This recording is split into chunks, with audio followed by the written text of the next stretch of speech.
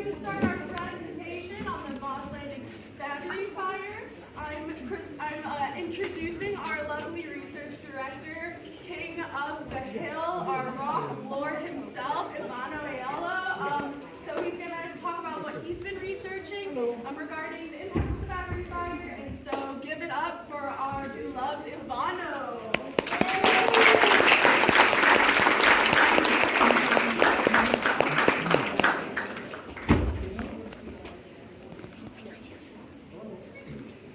Thank you all for coming.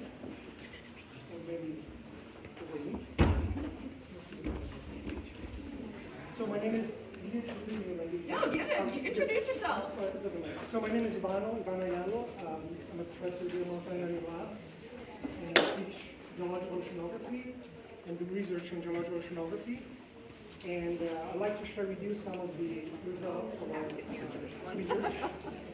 In Alpha's Loop, I know that you're interested in the effects of the battery fire, so I'm going to share with you some of our preliminary results, and I'll be happy to answer any questions afterwards. We have a 15 minutes round table, and I'd like first of all to introduce my colleagues. So this work is definitely teamwork. I'm very lucky to have an incredible, amazing team of researchers here at Moss Landing, Wes, Carly, Max, Stephen, among them, but also at the Alpha's Loop Research Foundation, especially Monique and Kirsten. So this is the way we do research here is very community. It's community lab. And 100 days is the title of my slide. I'm not referring to other 100 days. Let's refer to the battery fire. I know there's some coincidence here. But really, it's 100 years, 100 days since the battery fire occurred on April 16th, so to this day. And why are we involved in this research? Really serendipity. There was no intention to study battery anything until 3 months ago. Because actually, the reason why we have an incredible baseline of data from the area is because for years, myself and my colleagues have been working with Alpha's Loop to restore some of the essential habitats that characterize this incredible resource that we have here. And you know, this picture here is a really nice one because it shows you Alpha's Loop in relation to the power plant. You can see the chimneys out there, and our lab is next to it. And we like to call Alpha's Loop a working landscape because there are many different habitats in this environment here. Some of them are the more natural, the marshes and the pedestrian channels, but also the working landscape. There's a power plant there, there is a marine lab, as you see here, we have a harbor. So it's an interesting mix of anthropic and natural environments together. And as you know, probably already, it's home to 100 species, some of them are endangered.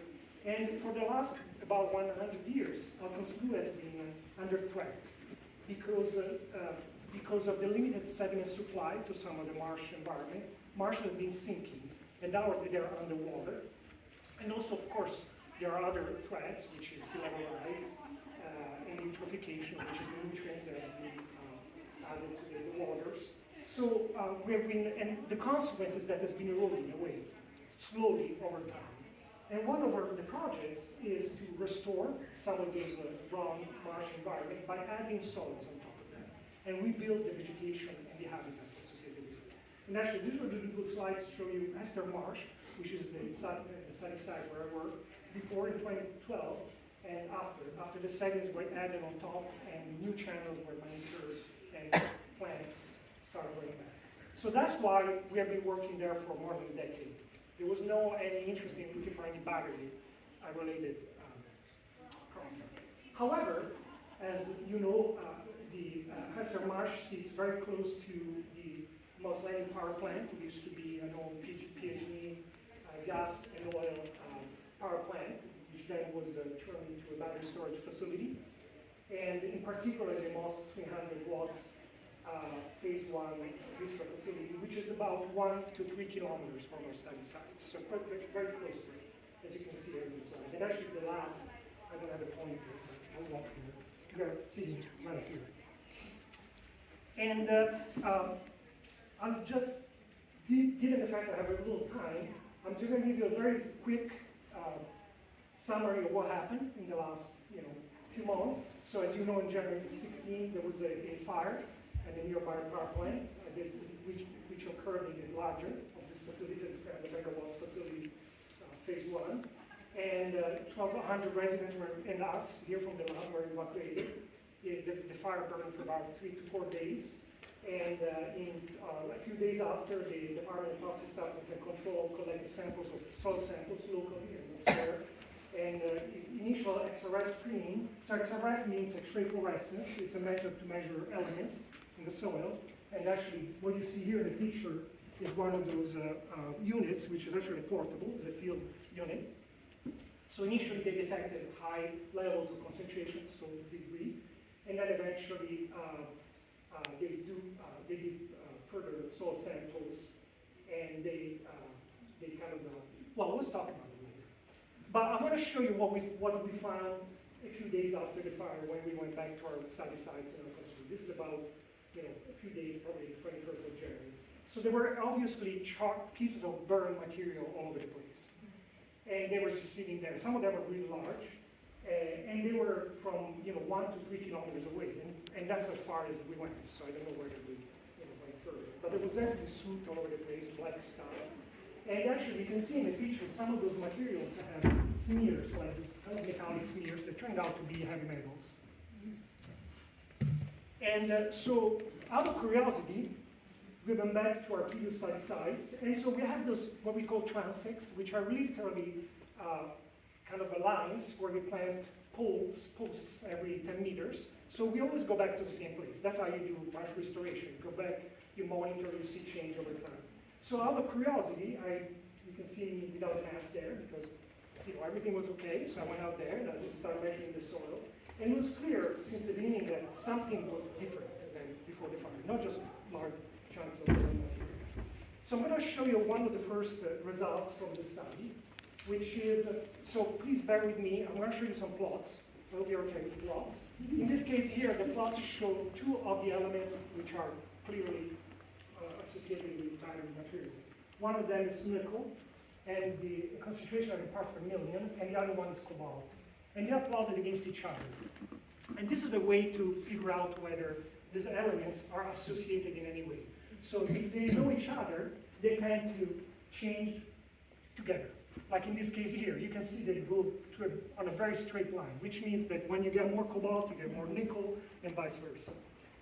And so this is the range of concentration that were found on the surface of the marsh soil after the fire. And you can see the range from a few parts per million to thousands of parts per million. To give you a reference, this is the concentration before the fire. So it's pretty obvious that it doesn't require high-level science here. I mean, it's just plotted 2 data sets before and after, and the change is multifold. In some places, they went from a few parts per million to thousands of parts per million. So clearly, and the other thing that's interesting is that this relation, the slope, is 2 to 1 between nickel and cobalt. And that's the fingerprint of the heavy metals coming from the battery fire. Then there's another smoking gun, so to speak, which is what you actually see on the soil. So once we collect the soil sample, we have a very fancy scanning electron microscope here, which is a way to see very tiny things with very large magnification. And they were there. Those little metallic balls, actually, they're kind of looking cool in a way. And actually, our scanning electron microscope has another way to measure elements, which is called EDX, which uses, again, X-rays. And when you zap with those probe, those particles, you see that they're made of manganese, cobalt, and nickel. So that's where the elevated concentration are coming from. And sometimes they come as isolated little tiny balls, a few microns in size. 1 micron is 1,000 of a millimeter, so they're tiny, very tiny.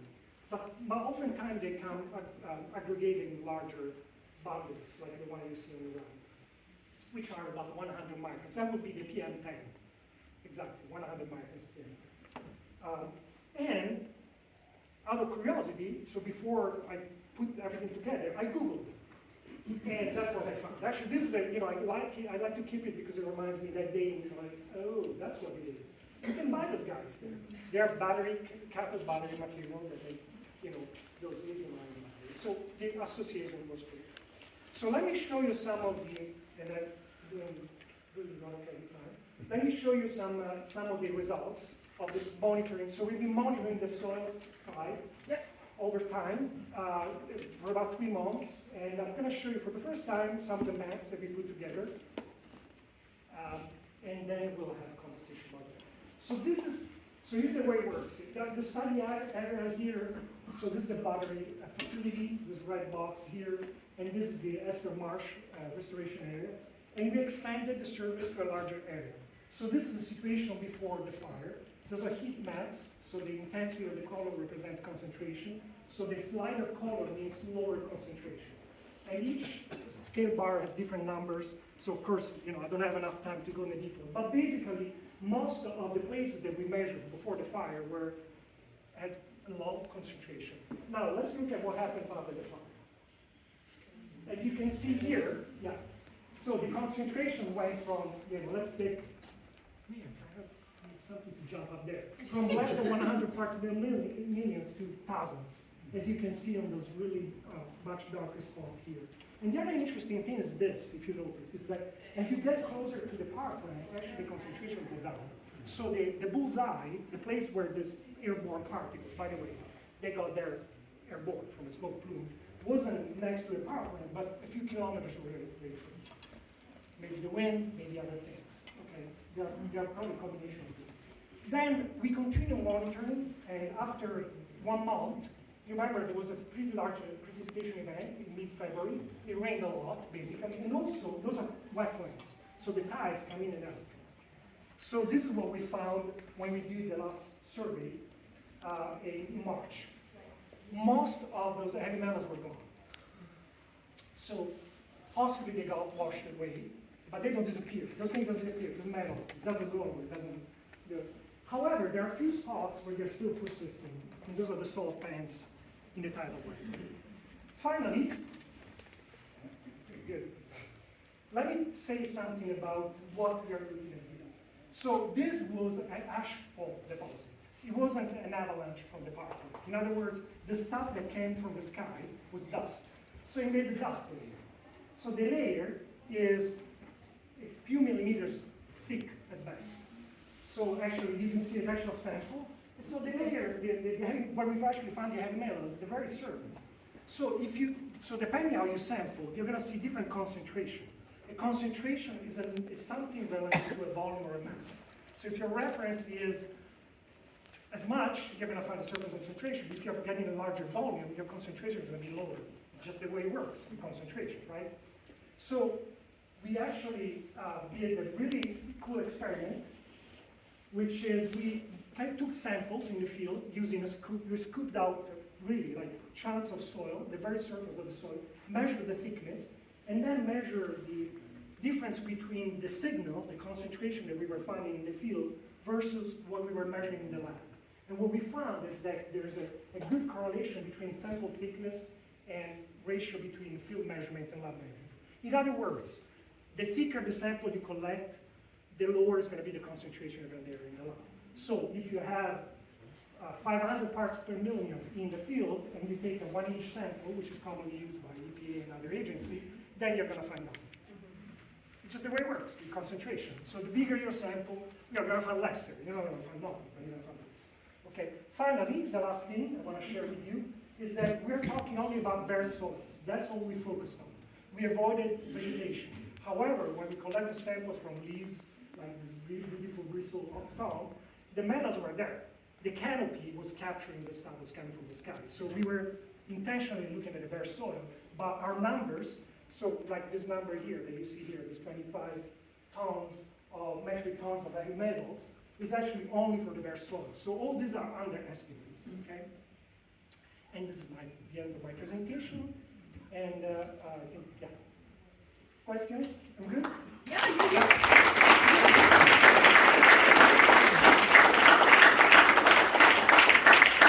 We'll be having our Q&A panel from 12:30 to 12:45. So please save your questions for there as we invite our panel guests. Do you want me to get chairs for them, or do you think standing's okay? We can be standing. Yeah. But yeah, if you have any questions for Ivano as we transition to the Q&A, we can. Yes, and one thing before you ask me a question. Remember, I'm a geoscientist. So I'm not a toxicology expert by all means, okay? And I learned a lot about batteries in the last 3 months of my life. So just consider that. I was looking for marsh restoration project, nothing like it. Please. Yeah, my question was, I live in Moss Landing here, and a lot of my plants, in particular the vein type of leaves, they really got hit hard with the dust that came down because they were all dying, right? And then when the new growth came in with the spring, it's all nice, and underneath the stalks is nice, you know, but that one spot, I was wondering, is it, you might not know, is it possible to record, because I have some of those leaves, to record that, how much metals are in those specimens of leaf? Possible, yes. I mean, how would I do that in a nutshell? Well, you have to find a lab that analyzes organic specimens for metals. And I know Okay, I was just curious. it's an obvious answer, but yeah, Because you see a lot can. of trees that Yeah. had a hard time. Yeah. So, please, and then I'll go this So, way. and just wanted you to elaborate a little bit about sampling. You're talking about the 1.5 millimeter layers that you were sampling and how you sample affects concentration that you report. Yeah. Can you tell a little about what the agencies and other companies did? Yeah, so, thank you for your point. So very quickly, so there are two different ways to go about research. One is that, you follow protocols, which are established, and then before we go, you go after questions. So what we do here, obviously, because we have a different set of, we have different focus, we actually sample according to the question we ask. So our sampling was directed to understanding the thickness of this layer. So we were sampling the field using a plastic spatula, the very, very surface. We are scraping off the very, very surface of the soil. The common way to sample soils, also in the EPA study, is to take a shovel, shovel it up, put it in the bag, mix it up, put it in the lab, dry it up, and then you take a very tiny subsample of the sample. So, yeah, and it's not bad. It's just a different problem, right? So you might come up with different numbers, also different instruments. So, by the way, I'm not getting to the technical details, but there are different ways to do elemental analysis, which we all use here.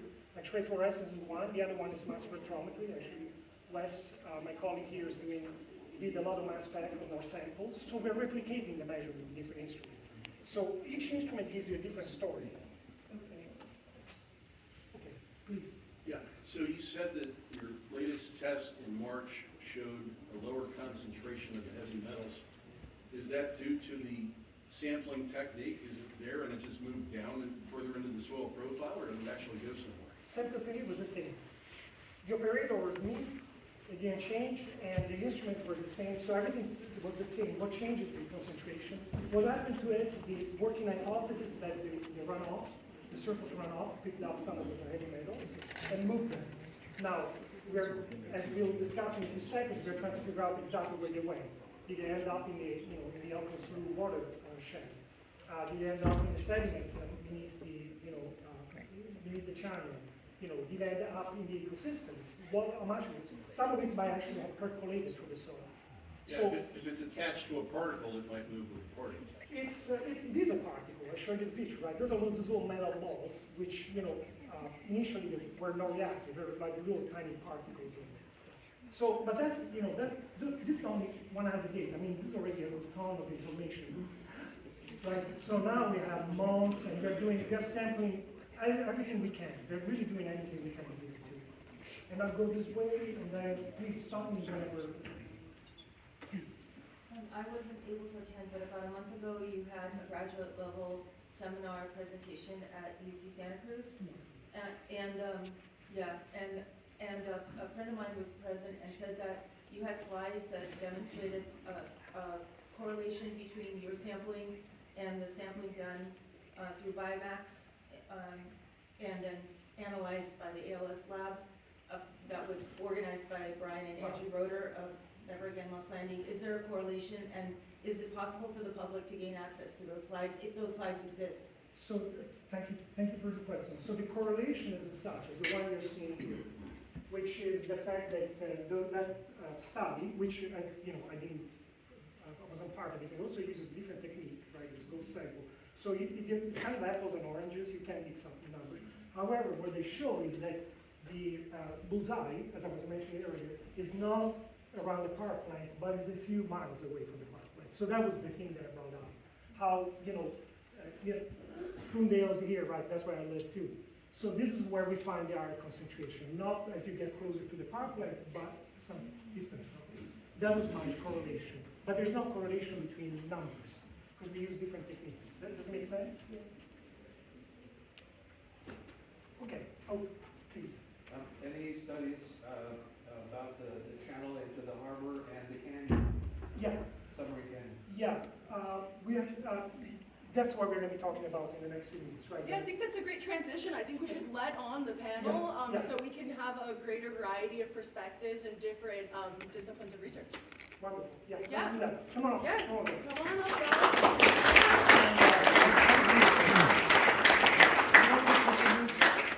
Yeah, give them the real introduction. I'm just here. So, Max Grant is our chemical oceanographer, chemist. He knows a lot about chemistry.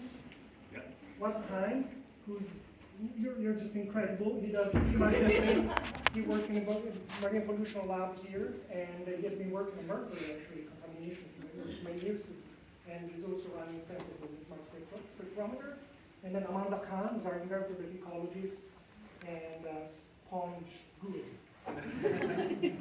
And yeah, how do you want to structure this? Yeah, I think it would just be best if you guys each spent about 2 minutes kind of talking about your expertise in the area, how far you've gotten. A lot of this is very preliminary, so just kind of like the path to getting involved and, some of the methods that you're using if you don't have results yet. You wanna start? Sure. All right. Well, I'm Max. I'm the chemical oceanographer here at West Landing. So what my lab is mainly trying to do right now is to figure out what is the transport and fate of all those metals that Ivano just talked about. And I'm focusing mainly on the Alcorn slough in the main channel. And my expertise is in trace mode geochemistry. I use mainly to work in the open ocean, so at very, very low concentrations levels, but now I'm shifting gears here with that event. And what we're doing right now is that we're going out twice a month in the Alcorn slough, right at high tide, and we're collecting suspended particulate samples and dissolved water samples every hour in those outgoing tides. And the idea is to see if we do pick up a signal in terms of nickel, manganese, and cobalt as the tide runs out. Because the idea is that when all those marshes are getting flooded, that if those are contaminated, we should see a signal coming out of the Alcorn slough into a Monterey Bay as a function of time. And using this data, we'll be able to calculate how much is out there and what are the fluxes as well. So we're trying to figure out where all those metals may have gone very much, and are they accumulating in the Alcorn slough. That's really what we're doing, and eventually, potentially, maybe later on in the Monterey Bay Canyon as well, because perhaps some of the sediments are just exporting into the Monterey Bay, and some of them are going to be deposited at the bottom of the Monterey Bay. So that's my expertise right here, mainly geochemistry, particles, dissolved trace metals. And I'm a trace metal geochemist by formation, so I used to work with very, very low concentrations, so I'm a little bit crazy in terms of avoiding contamination and being very careful. That work takes a lot of time, lots of people, and lots of expertise as well. And if you want to do it well, you want to do it very slowly. So that's why I don't have much data right now. I have about 3 months of samples that we've collected, and we're running them very slowly just to make sure we do it well every single step of the way. Hi, I'm Wes Hine, and I'm at the Marine Pollution Studies Lab here at Moss Landing, and biogeochemistry background, and kind of my work dovetails with Amanda and Max and Ivano's really well. We're set up here at Moss Landing with ICPMS and Ivano's tools, and a lot of expertise, just fortuitous to deal with this problem, like locally right here. So we're doing a lot of the analysis for the work. For my phase 1 part of the project, really looked at kind of the fate and transport, like Max said, looking at initially thinking about those rain events that we had right after the fire and getting out and sampling those rain events to see if that material that Ivano showed you was kind of mobilizing into the slough. So we did a series of rapid response stormwater events as we had enough rain to get runoff. We also work with Fish and Wildlife to get a rapid scientific collection permit, and we collected mussels at a clean site, and those mussels are deployed in the slough right now. We're using those as bioindicators, so in about another 2 months we'll go out and collect those and look to see if there was an accumulation of cobalt and nickel in those clean tissues that we put out. We're also doing sediment coring along with Max up the slough, and so we're doing that monthly at 6 locations, bringing them back to the lab, slicing them on like centimeter intervals so we can get some depth profiles and look at that material. As Ivano pointed out, concentrations will change. The metals are elements, they're there, their concentrations can change. It can go to that very concentrated micro layers that are being dispersed and reworked in the sediments of the slough. For a phase 2, we're finding these hot spots like at Hester. Probably start really looking at the transport side, getting flux chambers out, looking at the sediment water interface and how those metals are moving. And I'm also working with Max on micro profiling, so we'll be taking kind of sub-millimeter scale profiles of the sulfide and oxygen pH profile, so we can look at the geochemistry of the environment. And then working with Amanda on the inverts and other samples, looking at the accumulation of those metals. And I'll hand that off to you guys. Yeah.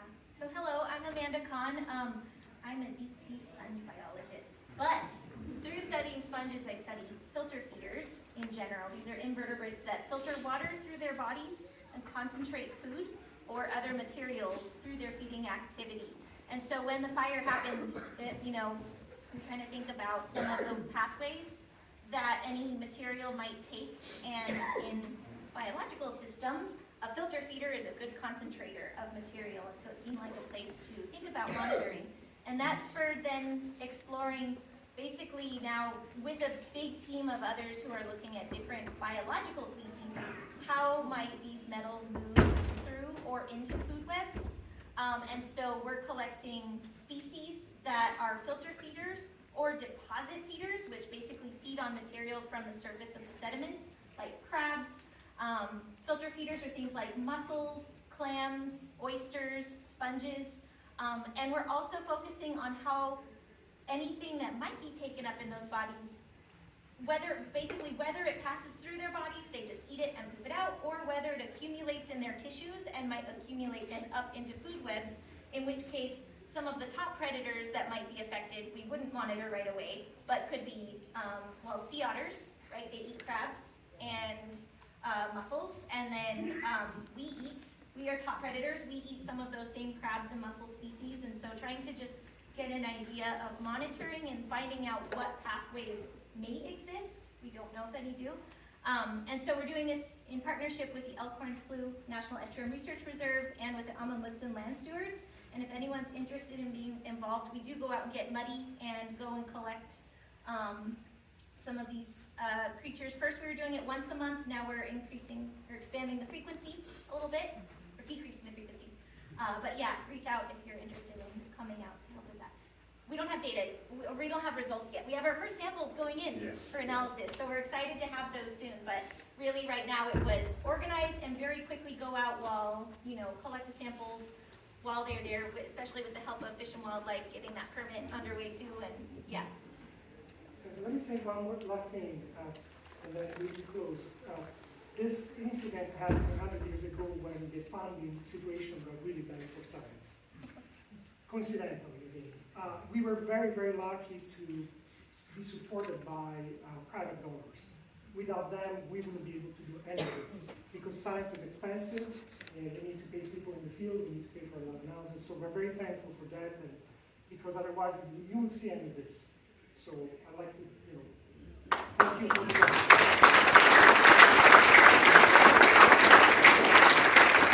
Can I just say that your timing is phenomenal? So we are now at 12. 12:45, which gives us 15 minutes to answer any questions, as you've heard their background, that they might not have the answers or results to fully answer your question, but just, be patient with us as we are still actively pursuing the research and working on it. But yeah, if anyone has any questions about any of the experts who are currently up here, yeah.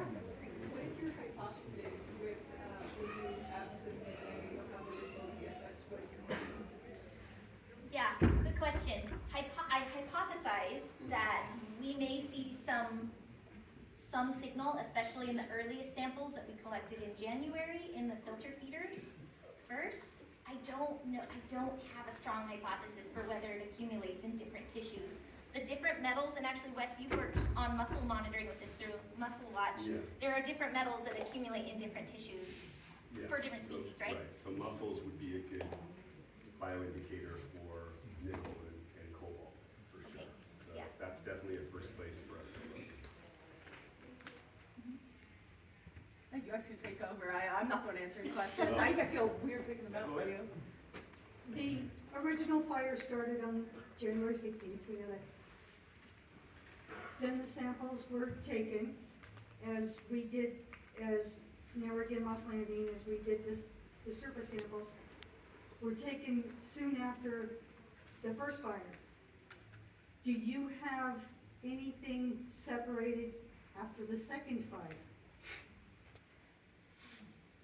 We do, but not the same type of sample that you guys got, which by the way. No, I didn't mean the surface samples. So since, I've been going out every 2 weeks since January 30th, when we had that first big rain event pretty much. So, and we do have samples a couple of days after that second fire as well. That being said, it was a small plume, and we don't know exactly what that plume was deposited, so did we pick anything up? I don't know, but the samples are in my fridge right now, and they'll be running very soon. And I think you guys did go as well after that second event a couple of weeks afterwards. We did, yeah. So for the animal sampling, we're doing it less frequently than 2 weeks. We were going once a month, so we went around January 28th and then again February 27th. So it was shortly after that second fire. But yeah, and then our next sampling was end of March. Just real quickly, you said that there was a heavy concentration in Prunedale. Was that due to prevailing winds? I don't know if you want to take that. Well, that's the Laboratories landing data set. So this is the study area, so we don't have information from Prunedale. But I was asking the question as what is the similarity between the data set and what I mentioned is that the bullseye is offset a few kilometers away, which is what there's a max shape by none shape. Does that make sense? So I don't have data. Yeah, I didn't understand you the first time. Thank you. Sure. So how might this have affected agriculture in the area, looking at the soil with heavy metals and knowing that there's this valley agriculture, and also if you live in the neighborhood of the smoke plume, what could you do to potentially contaminate soil that we use for our own growing of vegetables?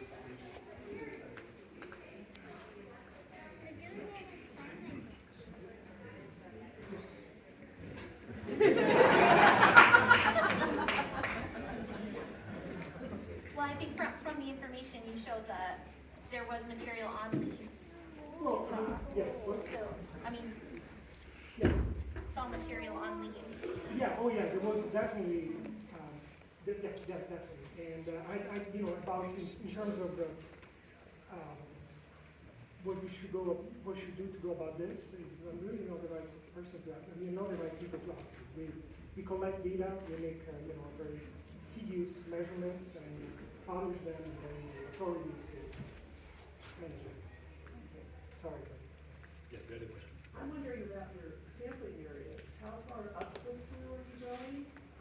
Like for the invertebrates in the water, and also in regards to the chlorine, how far into the upland are you going, from like away from the main channel? For the invertebrates, the farthest up the slough we're sampling is Kirby Park, and then the coring. Same Kirby Park, and we are or have doing transect into like Hesper Marsh, tangential to the main channel. But for myself, I've only done the Kirby main channel so far. Yeah, and so the cores are into the main channel, they're not further up in the marsh. No, they're in the channel, collecting from both. But in areas where we know there is deposition going on, so not in the middle of the channel because that's erosional, so everything is flushing away pretty much. In terms of my samples, we anchor like right after seal bed pretty much for about 10 hours every single time we go out, collecting a sample every hour. So we're pretty much catching everything that comes on the outgoing time. That's what we're focusing on. So I don't need to like sample at different stations because it's gonna pass by me pretty much. That's the idea. I have a question about, I don't know, I guess I don't know how to ask this, if the releases from the fires, is there any research being done on how these interact with pesticides? And I'm worried about the farm workers that work around the area and how those two collide and it makes poisonous, I'm sure it makes it more poisonous for them. Yeah, that's a good question. I don't think we're in the right people as well to answer that question. I would just say that personally I'm worried too for some of the farm workers. And then in terms of interaction between metals and pesticides, I don't know. So I wouldn't want to speculate on that very much. Yeah, all the way back. I was curious if you guys are all, or there's another research going on to take vegetation samples in the marsh to see if there's any items that they can plant on it and how that may affect, the wildlife and that. There hasn't been, and so we're adding that to our sampling plan now, so, yeah. We just got our first fieldgrass samples, so in the water, and then we're gonna collect pickleweed and a few other marsh plants as well. I want to say we're all coming at this from a marine field of expertise, and so definitely like moving up into the marshes works comfortably and kind of thinking about how this flows through marsh ecosystems. But, I think that there's a lot of research that could be done on upland habitats as well, and places where, how this is affecting terrestrial animals. Yeah, this is like an educational facility. So in the meantime, we're teaching, we're running the lab, right? So it's a little tiny lab, but we're on it. We're doing our best, and so yeah, we're very When the initial event happened, you demonstrated very thin layer, high deposition, high concentration, thin layer. When you do rock samples, core samples, you lay it down and then you can measure the concentration in each level where you can do that. When you're dealing with a wetland environment, there's a lot of bioactivity in the top, a lot of movement, unlike many dry terrestrial environments. So some of this going from low to high to back to low might be the dissolution of that thin layer of high concentration, movement into the sediment because of bioactivity. I like that you bring that up. Yes, and I think that's where it's really neat. The data set that we're building hopefully can address some of that. So deposit feeders, like crabs, are going to be some of those that are reworking the sediments. And then by looking in the cores, That's why we're going to make those microelectrode measurements to look at oxygen profiles and pH profiles and sulfide profiles, which will tell us which cores have been impacted by bioturbation. So that gives us the context to understand the profiles of metals that we're going to be analyzing pretty much. That's a very good question. So 5 minutes, so we are only gonna have time for about 1 or 2 more questions. I just wanted to give you that notice. We are gonna have a speaker coming on promptly at 1. So 1 or 2 more questions, 1 long question, 2 short questions. Yes. Right after the fire, I took a few walks around, and I found, in 2 days, I found 9 sea lions that were expired. And I was wondering, is anyone, maybe Moss Landing, Marine Lab, the Laboratories, because you seem to be working in one area, have done any studies on those kind of things, the impacts on the marine mammals? I know it's far reaching, but. Yeah, so I mentioned I'm part of a broader group that's studying different biotas. So there are a lot of people from different agencies, some at federal and state levels, who are monitoring different of those kind of megafauna. So yeah, some groups are looking at stranded, stranded sea lions, or if there are any otters, and making sure that they would know to test to see whether there might be metals. That's what I was trying to find out. If Yeah. you can test it, and I have pictures, so. There is someone from Marine Mammal Center who's in that group. I just don't know who's doing Okay. who's sampling to say which ones, but we can find that information out if you're Thank you. interested. There's an increase of domoic acid due to harmful algal blooms right now. That is also true. Yeah, that is also true, and that's always the complexity of sampling is all the context. One short question, then we've got to let our committee and our, question and, committee go. So I understand that this is science and that you're taking samples and analyzing them, but I guess my question is for you, Professor Aiello, and for the panelists as well. Two short questions. Have you been approached by policy-making bodies for input at all after the disaster? And do you anticipate, especially given 25 metric tons of metals, and you said it was an underestimate, do you anticipate the need for reaching out to policy-making bodies based on your research results? Well, I think that that's already happening. What we do, as I mentioned earlier, our job is to collect data, monitor, present our data in a peer-reviewed publication, because we have to be scrutinized by our colleagues in terms of any number that we produce has to be legal, and then those data will be available to everybody, including the different agencies. But they've been already reached out.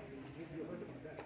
I talked personally to many folks in different agencies, so there's as much as we do. This is what I'm finding.